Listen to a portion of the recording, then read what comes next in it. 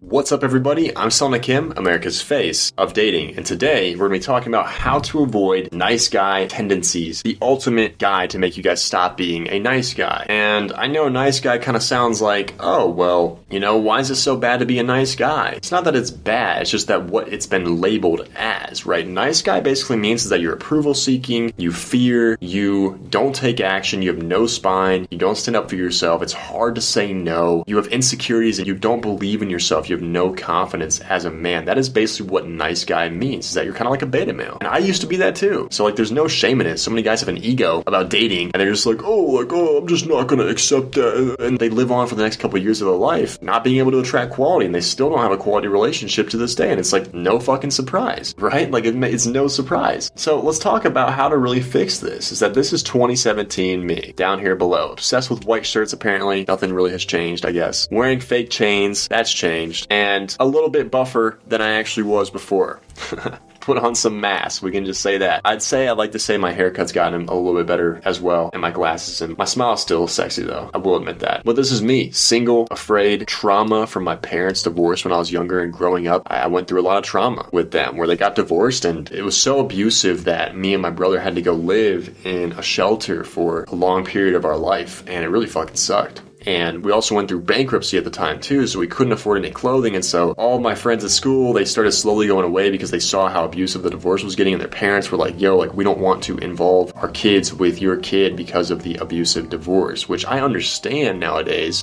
As I look back, I was like, that makes sense. I would not as a parent either, but still, it was just a really shitty situation for me to be in because all of my friends disappeared and I was suddenly alone. They wouldn't involve me in activities or wouldn't involve me at their lunch table anymore. And so I had to go sit by myself at lunch, and really just my confidence drained. I had no idea why I was going through this deep pain because at home my parents were arguing that I had to go put in a shelter, and then at school people were bullying me and outcasting me, and it fucking sucked. And nowadays, it's like, what changed? I went through a divorce, or not a divorce, I went through a breakup in this picture. I just got dumped by my ex-girlfriend. I was way too nice, and I was trying to hit on every girl that I saw, and it just wasn't working. I had no idea what I was fucking doing. And then I got a mentor. I started working on the stuff, started working on my confidence, and developed myself into 2024 Selna that you see today. I'm literally in my dream place right now. I just got a new background, as you can see, just a new background, new crib. I can literally see the entire city out my window. I'm on the top floor. It's kind of fucking hot. I gotta figure out the air conditioning in here. I'm not gonna lie about that, but it's like, dude, I can see the pool off the reflection in the glass down there, our own pool. It's like a high-rise pool. It's amazing here. It's fucking beautiful. In my dream relationship, best-selling author of Waking the Core of Man. If you guys haven't read this book yet, you guys must like pain and rejection. And it's not a myth, by the way, for the guys that have read this book. I am working on a second book, but I want to finish the audiobook for this book first. And don't let that be a fucking excuse, by the way, man. I know I'm saying that, but a lot of guys are like, well, I'll just wait for the audiobook to come out. No, don't do that shit. Don't give yourself excuses to put it off. Start now and start watching all my content. Because a lot of guys are like, well, I'm just not a reader. I'm not either, dude. It took me 3 weeks to write a 4-page essay back in college about Abraham Lincoln, bro. And then I ended up writing a whole fucking book in college, and working on this. And then once I graduated college, published it, and we made it blow up. But it's like, dude, I'm not a reader either. So trust me, if I write a book, you're going to be hooked on it, because I'm going to make that shit entertaining. And so you're getting knowledge and entertainment at the same time. So it's like, don't let that be you. It's not some fucking textbook where it's like, do this, and then you must do this, and this is not correct. I'd fall asleep, man. I'm falling asleep right now just talking like that. I'm coaching over 100 men in my program. But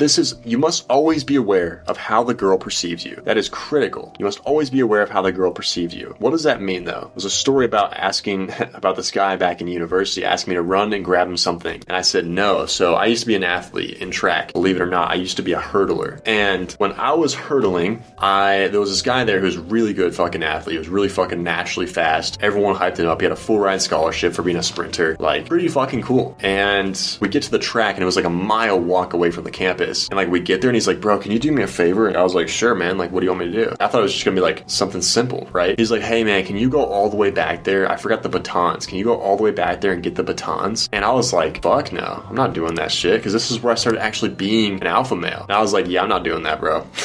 I'm not doing that. He was like, why not? I'm like, the same reason you're not going is because you don't want to. I'm definitely not doing that, man. He's like, come on, man, just do it for me. I was just like, dude, I'm not doing that. And dude, that kind of ended our relationship right there. He was mad at me for he probably still is mad at me to this day about that, man. He probably holds a grudge. He's the type of guy that holds a grudge. But old me would have been like, yeah, man, I'll go do that for you right away and go and do it. But that's nice guy shit. And so literally it ruined our relationship, but I didn't give a fuck. I was like, I would much rather say no and have the balls to say no to something as simple as that than being the type of guy that just lets people walk all over him. You have to be able to walk away and mean it. I was just like, dude, I'm not doing that. Sorry, just not doing that. You have to be able to walk away and mean it to not only him, but women too. Like, if a girl found out about this story or like was there for that, her attraction would rise for me. She'd be like, wow, that was actually pretty sexy. Like, you told that dude like to fuck off, basically. Like, women find that shit attractive because they don't want to have to do that, and they want to feel like you would be able to protect them and stand up for them if shit were to hit the fan. Nice guy syndrome comes from the feelings of not feeling like you are enough as a man, and this comes out in the how you talk and communicate with women. Your limiting beliefs hold you back with dating so much because you have limiting beliefs about your own insecurities about yourself, about, oh, like, I'm not enough, or like, oh, my ex cheated on me, so I wouldn't be enough for this girl, or like, oh, like, this girl's too beautiful for me. And literally everything starts as a thought, and then it comes out in an action, and then after it comes out in an action, that produces your results, which your results then go back and determine your thoughts about yourself. And so what you have to do from that point forward is fix something. And you have to start with your thoughts and your own limiting beliefs that you have about yourself, that you aren't enough or that you'll never be loved. You have to fix those beliefs because there is someone out there for you. And I'll show you a couple of examples. Literally, we had Owen from Alaska join my program. He's already crushing it. He's already talking to a girl literally about 8 days into the program. Like, it's beautiful. Bradley, he was way too nice talking to women. Way too nice. Like, I literally looked at his dating app text and I was like, dude, you must be exhausted, man. Like, this is tiring to look at even. He's like, dude, I am exhausted, man. So we literally got him in the program. We fixed that. And now he's talking to a girl. Now he's literally in the talking phase with a great quality girl that lives in his building, which is funny enough. Collide, he went through a divorce or a breakup. And like, there's so many guys out there, like even Collide was just like, man, I feel like I'm not attractive enough, or I feel like there's always another attractive guy, or like someone who's more confident. His confidence was kind of shattered. And we had to fix that, help him fix that. And literally now he's attracting quality. Like, he's fucking crushing it. He's having fun. He's dating around. He's like, you know, eventually he's like, I want to date quality and just have one girl to marry. But he's like, right now, like, he's like, I've never experienced this before. Like, it's really fucking fun to just be able to flirt and build attraction with anyone I meet and just know that they're going to text me and want to go out with me. Like, it's such a powerful feeling to have. Nick too, like, just a nice guy up in northern United States, built his own house from scratch, construction worker, and he just said that he just really had a problem with building attraction with women because he was too nice. He didn't know a natural attraction. He didn't know how to do it. After we got him in the program, 3 months in, he's in his dream relationship as of January 5th, got in his dream relationship, and now he's still just dating her. He has a great relationship with her. It's like, dude, that could be you. Imagine like you just took action and 3 months from now, you're literally in your dream relationship. Like, would that change your life? Probably. So it's like, you either pay for things with time or money. And it's like, if you guys are interested in doing my program, there's a link in the description below. You can literally book in a call with me personally and talk to me personally right now before I get like team and all that added on. But right now you can talk to me personally, dude. And if you're serious, you've been watching my content for a while and you kind of know about me, then book in that call, fill out that form, schedule it. We'll hop on a call and we'll get you going in the program. Because like I said, you pay for things with time or money, right? You can probably spend the next decade or two figuring this shit out. That's almost half your life right there, brother. Like half your free time in life at least, without sleep and work and all that. It's like, you really want to figure it out, dude? You want to get right to the good stuff so you actually focus on building something even greater, like a purpose and a vision and a family, right? Instead of spending so much money on going on dates with toxic women or annoying women or women that are just going to use you for your money, you just figure it out right away so you can get right to the good stuff. Like, I know what I would choose, but some people just aren't smart sometimes. But hey, you know, you have to do what's best for you at the end of the day. And you can break down those payments, by the way. If you had to do this, you can break it down into payments to as little as like $170 a month, I believe. They let you do. That's like the minimum. As long as you had like a decent credit score, of course. That's who we partnered with. But if that's what you have to do to work on this stuff, pull the trigger and fucking do it. And you can go to my Instagram and Facebook and message me on there as well and talk to me personally and just see, you know, ask questions and see if this will be the right fit for you. But if it is, we'll make you an offer. We'll get you going in the program right there on the call or in the messages on Instagram. Other than that, I'm Selna Kim, America's face of dating. Make sure to like, comment, and subscribe, and I'll see you guys next time.